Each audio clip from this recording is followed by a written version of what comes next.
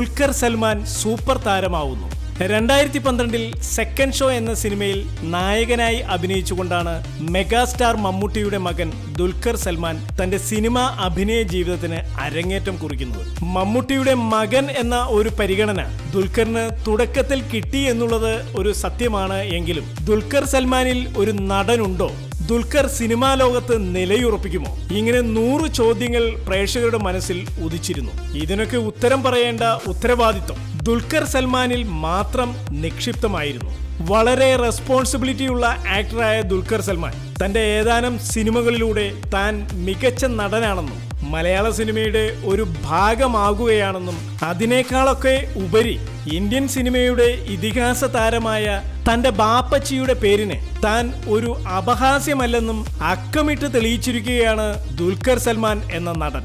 ദുൽഖറിന്റെ ഓരോ സിനിമ കഴിയുമ്പോഴും ദുൽഖറിലെ നടൻ വളരുകയാണെന്ന് മനസ്സിലാക്കാൻ നമുക്ക് കഴിയും. ദുൽഖർ സൽമാൻ അഭിനയിച്ച ആദ്യത്തെ 3 സിനിമകൾ എടുത്തു നോക്കിയാൽ ദുൽഖർ സൽമാനിലെ നടന്റെ കപ്പാസിറ്റി എത്ര വലുതാണെന്നും ദുൽഖർ സൽമാൻ എത്ര ബുദ്ധിമാനായ നടനാണെന്നും നമുക്ക് മനസ്സിലാക്കാൻ കഴിയും. സെക്കൻഡ് ഷോ, ഉസ്താദ് ഹോട്ടൽ, തീവ്രം എന്നീ 3 സിനിമകളും 3 ടൈപ്പ് സിനിമകളാണ്. ഇതിലെ ദുൽഖറിന്റെ കഥാപാത്രങ്ങൾ 3 ടൈപ്പ് കഥാപാത്രങ്ങളുമാണ്. ഈ സിനിമകളിൽ അതിഗംഭീരമായി തുടക്കക്കാരനെങ്കിലും ഒരു ഇരുത്തം വന്ന നടനായി അഭിനയിക്കുവാൻ ദുൽഖറിന് സാധിച്ചു. അത് കഴിഞ്ഞ് ചെയ്ത ABCDയിലും നീലാകാശം പച്ചക്കടൽ ചുവന്ന ഭൂമിയിലും അങ്ങനെ കുറച്ച് സിനിമകളിൽ ദുൽഖറിന് ഒരു NRI ടാഗ് വന്നെങ്കിലും ഒരു ആക്ടർ എന്ന നിലയിൽ ദുൽഖർ അതൊക്കെ പൊളിച്ചടുക്കി. തുടർന്നുള്ള സിനിമകളിൽ ആ NRI ടാഗ് എടുത്തു മാറ്റുവാനും ദുൽഖർ ശ്രദ്ധിച്ചു.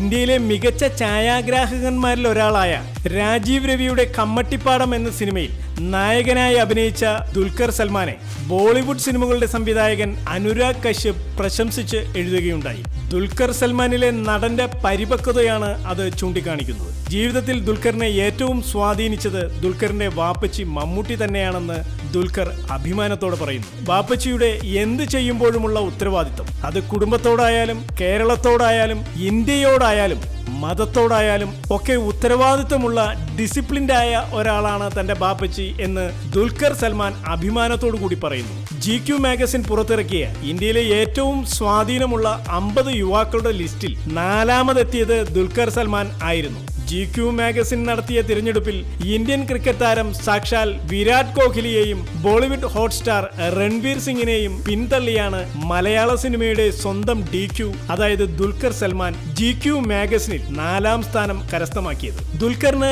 ഈ പുരസ്കാരം സമ്മാനിച്ചത് മിസ്റ്റർ പെർഫെക്ഷനിസ്റ്റ് അമീർ ഖാൻ ആയിരുന്നു. കൂടാതെ ചാർലിയും കമ്മട്ടിപ്പാടവും പോലുള്ള നല്ല സിനിമകളിലെ അഭിനയ മികവിന് കരിയറിലെ ആദ്യത്തെ സ്റ്റേറ്റ് അവാർഡും ദുൽഖർ സ്വന്തമാക്കി. സെക്കൻഡ് ഷോ, ഉസ്താദ് ഹോട്ടൽ, തീവ്രം, ABCD, 5 സുന്ദരികൾ, നീലാകാശം പച്ചക്കടൽ ചുവന്ന ഭൂമി, പട്ടം പോലെ, സലാല മൊബൈൽസ്, വായ്മൂടി പേസുവും, സംസാരം ആരോഗ്യത്തിന് ഹാനികരം, ബാംഗ്ലൂർ ഡേയ്സ്, വിക്രമാദിത്യൻ, ഞാൻ, 100 days of love, okay Kanmani, Charlie, Kali, Kammattipaadam ഈ സിനിമകളും സിനിമകളിലെ ദുൽഖർ സൽമാന്റെ കഥാപാത്രങ്ങളും മികച്ചവയാണ്. അമൽ നീരദിന്റെ പുതിയ സിനിമ പൂർത്തിയാക്കിയ ദുൽഖർ സത്യനന്ദിക്കാടിന്റെ പുതിയ സിനിമയിൽ നായക വേഷത്തിൽ അഭിനയിച്ചുകൊണ്ടിരിക്കുകയാണ്. ഏറെ താമസിയാതെ മലയാള സിനിമയിലെ സൂപ്പർ താര പദവിയിലേക്ക് ദുൽഖർ സൽമാൻ ഉയരുമെന്നുള്ളത് ദുൽഖറിന്റെ സിനിമകളും കഥാപാത്രങ്ങളും വിളിച്ചു പറയുന്നു. സ്വതസിദ്ധവും അനായാസവുമായ തന്റെ അഭിനയ ശൈലിയിലൂടെ മികച്ച കഥാപാത്രങ്ങൾക്ക് ജീവൻ നൽകാൻ ദുൽഖർ സൽമാൻ എന്ന നടന് കഴിയട്ടെ എന്ന് ആശംസിച്ചുകൊണ്ട് ഗുഡ് ബൈ.